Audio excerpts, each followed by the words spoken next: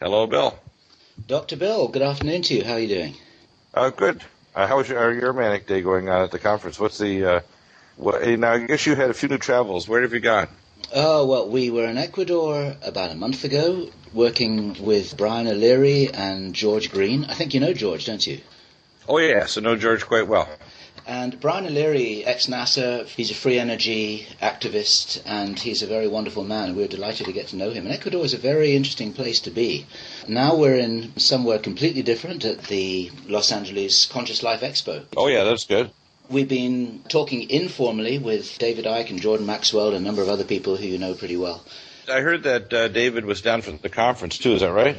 That's correct. We're actually looking forward to interviewing him in a few days' time. Do you have a contact for him? Because I've been wanting to get him on my show for a while, and I haven't been able to get in touch with him. We would be delighted to make that introduction. Bill, this is Carrie Cassidy. How are you doing? Hi, Carrie. We'd like to do a brief introduction before you get started there. So, hi there. This is Carrie Cassidy and Bill Ryan from Project Camelot. Today is Monday, the 16th of February. So, Bill Deagle, we're very interested in hearing what you have to say. I know you have an update for us, so go ahead. And Bill, it was your birthday yesterday, is that right? It was, and today is President's Day, which is interesting. The update, I guess, follows the talk last September, and, of course, the call back on October 4th regarding the dissolution of Iceland, which, of course, has got probably early membership in the European Union coming up, but what's going on is it's decaying to a kind of a state of chaos there. There's a number of nations where this is happening, and I just got off of doing a show today with Joan Vion, Ted Pike, and, of course, Lindsey Williams. His contacts high in the oil field and the globalist organizations that are controlling things. One thing I think people should realize is that what's coming is not a recession. It's not a depression. It's not even just an economic dissolution where we get the entire world economy to collapse. It's an economic revolution, which means that there probably is going to be some short, sharp, very severe pain, but they're going to be changing the whole very nature of what the world economy is. And what I believe from all of the research and also the intuitive side of what's going on is we're going to be facing a number of things that fly in the face of logic and the latest in scientific research. For example, this week I'll have on the show Dr. Peter Ward, specialist in geology, volcanism, and air chemistry in terms of what's going on in the atmospheric chemistry. And his model, of course, using volcanism and sulfur dioxide as well as the human production of SO2 is one of the major factors controlling the climate. But they're going to proceed with a carbon tax at the time. They're probably going to put in jeopardy 100 million souls are likely to die in the next year from starvation caused by us not dealing with the financial problems.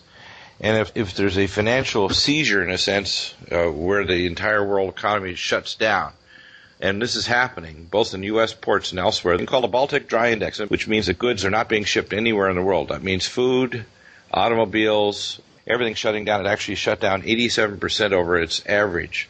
It means that of international flow of goods, usually by ship and rail around the world, that are shipping from one country to another, and it means that things aren't being shipped. So, for example, in Germany, they're stacking up on the docks and they don't have any place to put automobiles that are going to be shipped overseas. Goods in China, they're afraid of a deterioration in their whole society, so they continue to have the factories going, making products to be shipped overseas, and they have no place to put them. So what we have is a production of goods. At the same time, we're now entering into a fairly severe climate shift that's causing further dangers to world food supplies at a time when the economy is imploding. And the passage of the Senate and congressional bill that was done last week under the Obama administration, exactly opposite of what Lyndon LaRouche recommended, which I strongly recommend we follow what Lyndon's recommendations, except for his pushing of nuclear plants as a solution.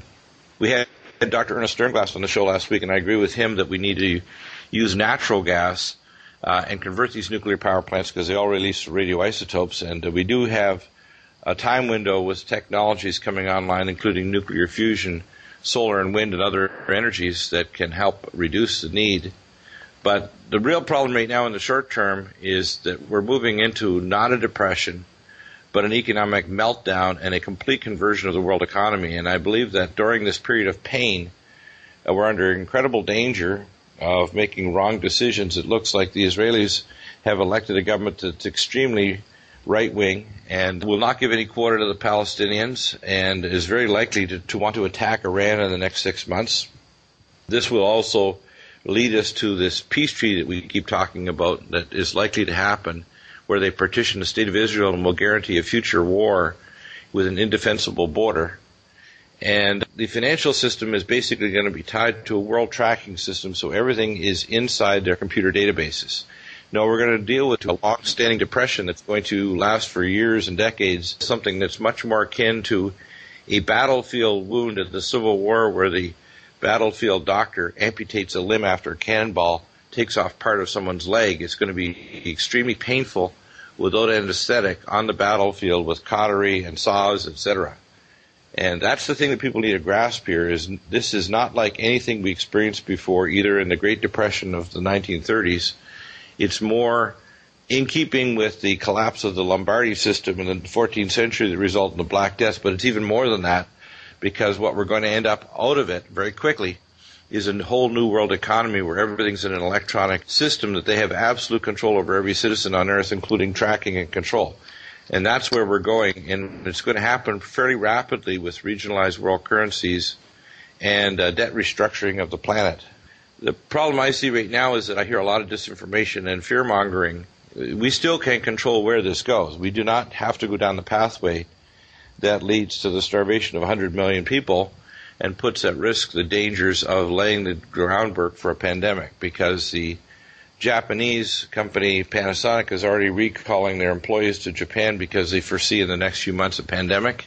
So what's happening basically with the warning call back before the 7th, they're going to, in a sense, Icelandify the economies of the world. And the decisions that were made during this first days of the Obama administration guarantees that implosion is going to happen sooner rather than later. So I agree with the experts, the financial experts like Gerald Celente. We're probably going to be dealing with a bank holiday as early as possibly somewhere between March and June. This is very much what George Green says. Right. And that means a worldwide collapse.